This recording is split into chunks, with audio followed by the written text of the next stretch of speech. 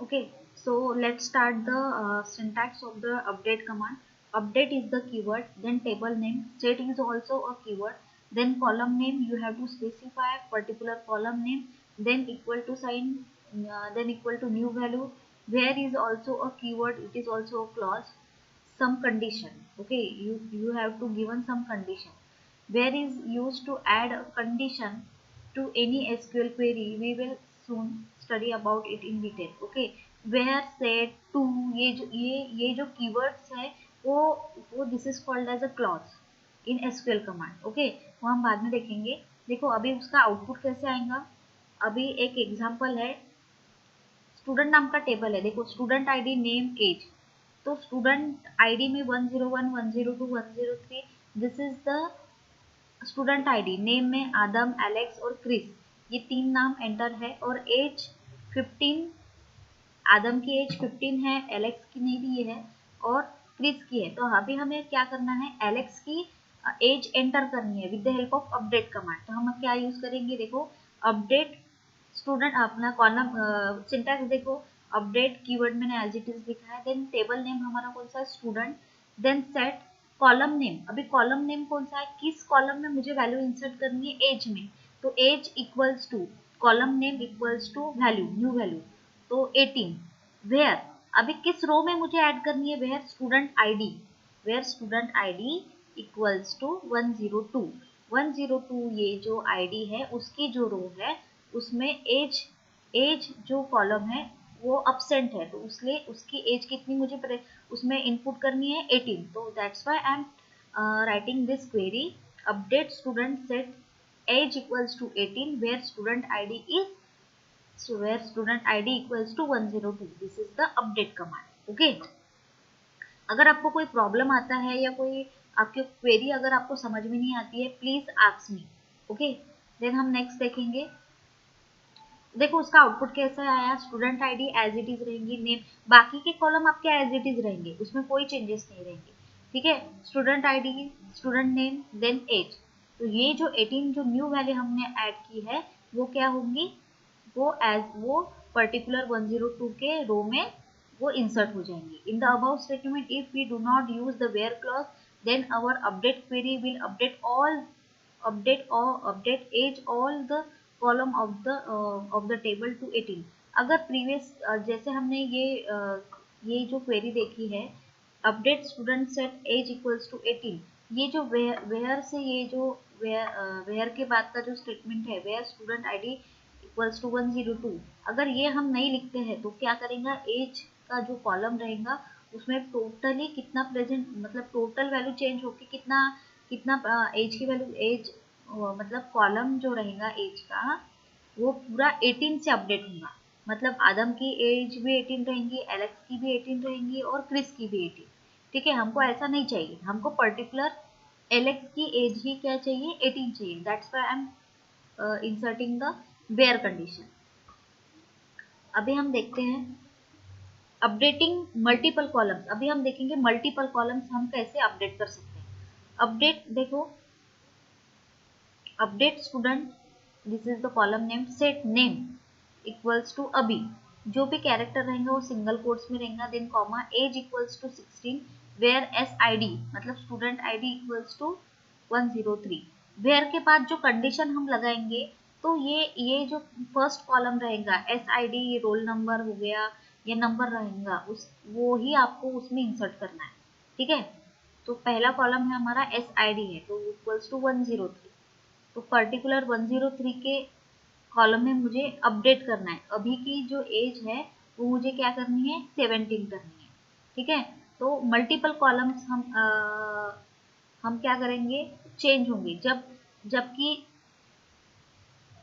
103 में नेम क्या था, क्रिस था, पर अभी मुझे क्रिस की जगह क्या नेम सेट करना है, अभी.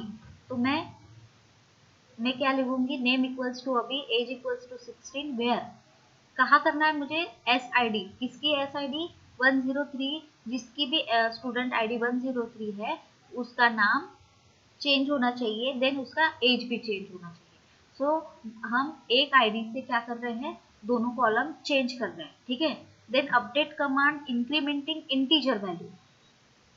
When we have to update any integer value in a table, then we can fetch and update the value in the table in a single statement. For example, if we have to update the age column of student table every year of every student, then we can simply run the following update statement to perform the following question, perform the following operation.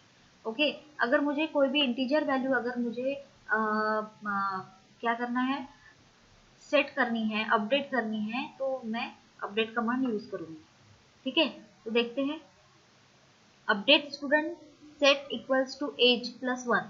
अभी मुझे क्या करना है, मुझे increment मतलब जो भी as की वैल्यू क्या है, age is the integer value.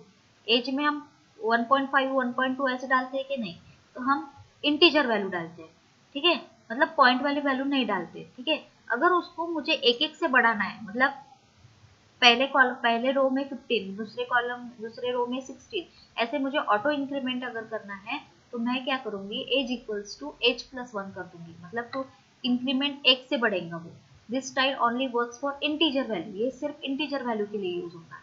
ठीक है, so this is the update command. ठीक है, देन हम देखेंगे using delete command. Delete command क्या करेंगी, डिलीट करेंगी. ओके, व्हेन यू देखते हैं delete command. Delete command is use to delete a data from a table. Delete command क्या करता है, टेबल डिलीट नहीं करता है, वो टेबल का डेटा डिलीट करता है. Following is the general syntax. Delete from table name. Delete is also keyword, from is also a keyword.